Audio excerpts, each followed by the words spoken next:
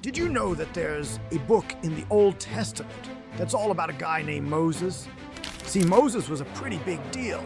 He led the Israelites out of slavery in Egypt, and then he went up to Mount Sinai, where he received the 10 Commandments from God.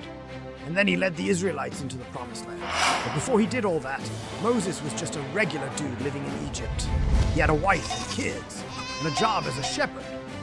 But God came to him and told him, "Hey Moses, I want you to lead my people out of slavery in Egypt." And Moses was like, okay God, I'm just a regular dude. I don't know, can't do this. But God was like, "Don't worry Moses, I got you." And then God gave Moses his staff and turned it into a snake. And then Moses was like, "Okay, I can do this." And so God told Moses to go to Pharaoh and tell him to let the Israelites go.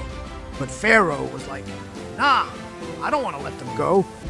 So God did some pretty crazy stuff, like turning water into blood and sending swarms of locusts. But Pharaoh was still like, "Nah, I don't care."